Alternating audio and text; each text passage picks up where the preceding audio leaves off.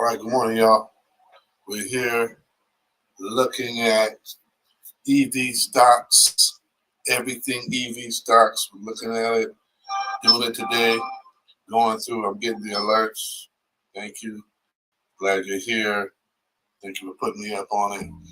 And welcome, y'all on Twitch. Welcome, everybody on YouTube, Facebook. We're here talking about it. Boom.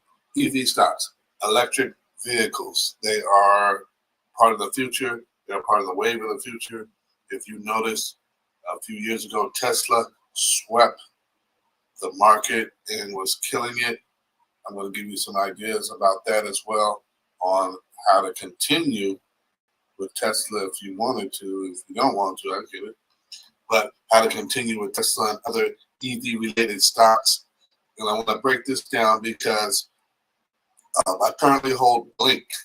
And Blink is one of those companies. Blink is a charging company.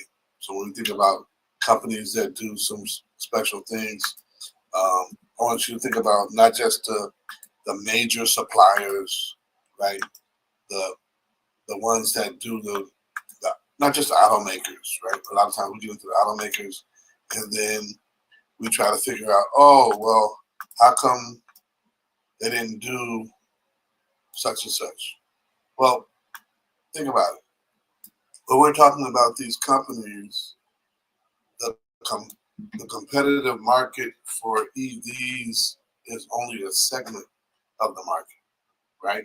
And so when we say the competitive market for electric vehicles is only a segment of the auto industry, we're being very limited. What we need to do is look at the competitive market for EVs as a growing industry that hasn't quite formulated yet. And in that growing industry, then we'll see where those EVs are going to eventually produce not only automakers, but also auto parts and other pieces. Here's the funny thing. When I share about Blink, right? When I share about Blink, what I want you to understand is Blink as a holding, right, is, for me, that's up 68% right now, right? And so Blink as a stock holding for me is up 68%. And this is merely a charging company. And so what I did with my EV investments, I moved away from automakers except for Lucid, right? I think Lucid is the only automaker I directly invest in the EV realm. And so Lucid is, California company. I like them. I'll still hold on to them. They'll make out all right, right? They'll make out all right in the long run, right? We're talking about long term. What I did, though, was focus on, okay, what do EVs need day by day? They need to be charged. Everyone doesn't have the charging facilities at home. It's not always convenient for everyone to charge at home. They need batteries. They want better batteries, longer lasting batteries, faster charging batteries. These are the things that we start to look at as we look at the dynamics of electric vehicles, just in one aspect of that industry. And when we look at that industry, Blink is there, and it provides an opportunity to grow. And like I said, Blink for me, in one case, is up 68%. I'm not mad at it. Not mad at them at all. But then I go to other charging companies. EVgo. EVgo here is, right now, it just had a monster hit. And so right now, this data is actually inverted.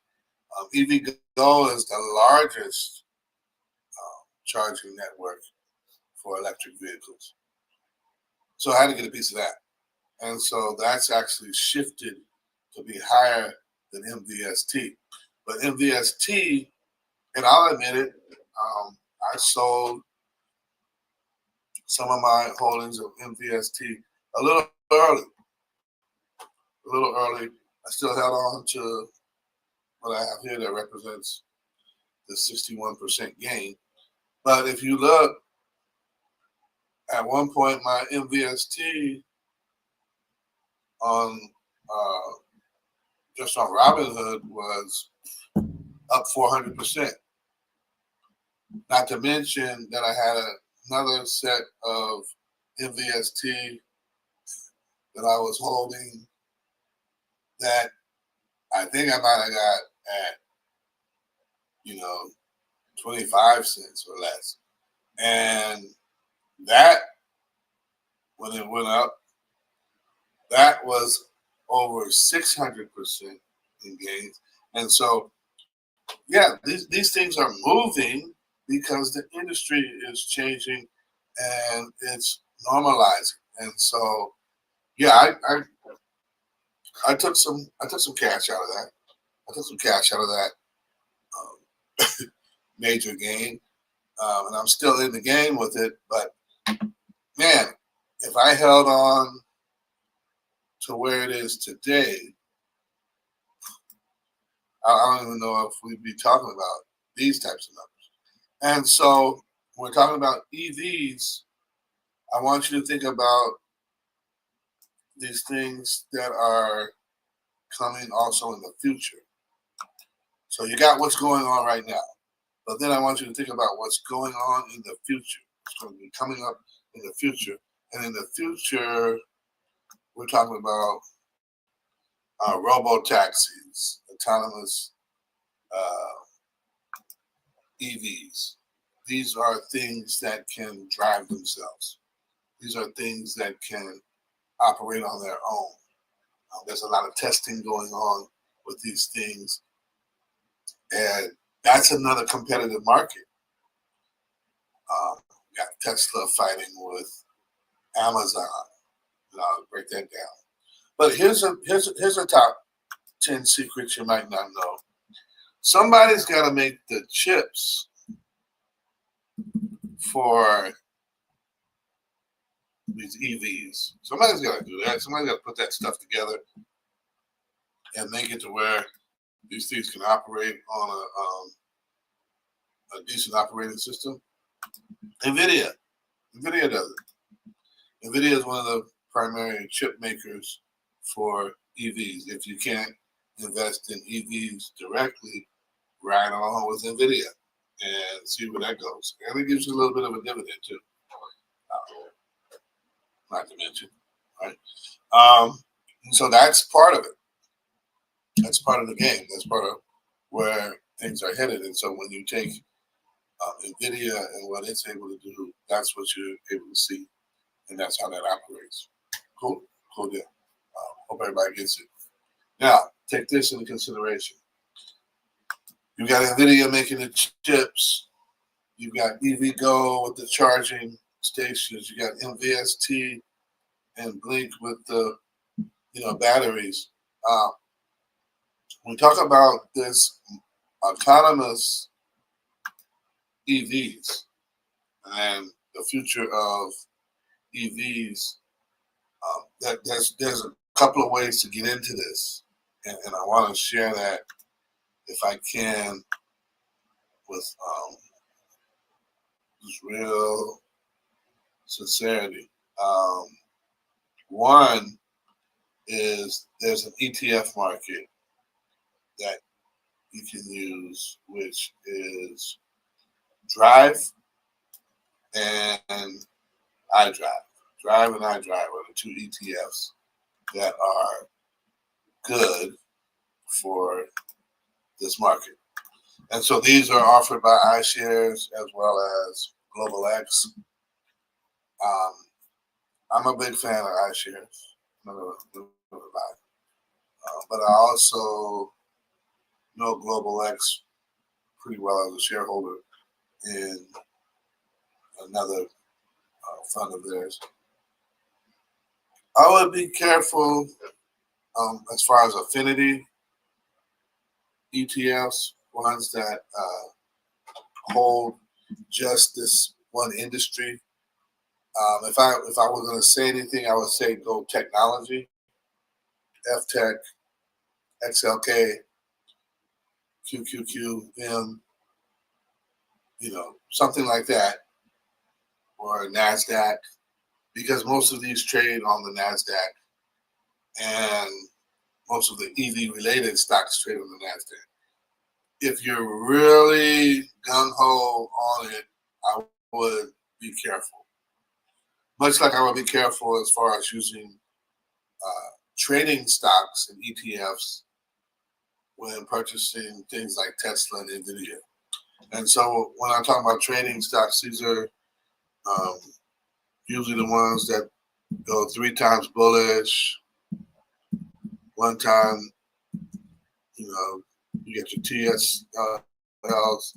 These are trading stocks. These aren't stocks for you to buy and hold and, get in there and expect continuous income from them. These are for trading options, and they're leveraged trading stocks. And so these cover that industry, and they're a great way to begin trading on that industry and clear some profits via options. You can do a much cheaper covered call with TSLY than you can with Tesla stock, but you want to make sure that, like I said, you're using these for trading and you're not investing in these long term, because there's a difference in how they trade, how they operate. You just want to make sure that that's covered and taken care of. That's where you want to be, right? That's how you want. I would take care of it like that, and then to go along with it, I would say trading options with those, tickers will keep you. They're pretty popular, so they have enough volume for those tickets to move. I would be careful in what strategy I would use. If I'm using wheel strategy, right? If I'm building a sandwich and squeezing between puts and calls, I'd be very careful about strike price of late, especially with regulation and things of that nature in this administration, and how it's moving along, how things are rolling out. So I'd just be very careful with that. As far as the ETFs that are just focused on EVs, I say go broad. You do ETFs, go broad technology. At least you have the benefits of other things within technology on the rise as well. That would include EVs, and that would include fintech. And so that's where I see the future going with that, along with, as I mentioned before, autonomous EVs. And so, boom, autonomous EVs are these robo-taxis, the things that we're seeing happening on the streets with Amazon, right? You know what I'm saying? Amazon and Uber and the Zooks robo-taxi and these self-driving things that are amazing, right? That have different technology working within them to maneuver. So like I mentioned before, you got the batteries, but then there's this technology that most of them are using, which is from Mobileye, okay? And this technology that's from Mobileye allows them to, guess what? See, you get a visual of where they're going, where they're headed. And so I would, if I had an opportunity, I would definitely look at Mobileye, right? Mobileye is giving us, the new technology for autonomous EVs. And then if I'm going to invest in the robo taxis that are utilizing this, I'm going to go with Amazon. I can go right into Amazon and get the mobile taxis. And you can also get back with Tesla because Tesla's doing it, or you can trade the options with Tesla. But I would say, aside from all that, and kind of pushing away from the automakers, I would go with Google. And I would go with Google. My my favorite Google alphabet ticker symbol is GOOGL. And that one is the one that I would go with in particular. I pick that up in particular if I was going to go with the other robo taxi option that's going on with Waymo. Like I said, Uber's involved, right? And they're involved in a deal with Hyundai, in order to do autonomous EVs. It's out there.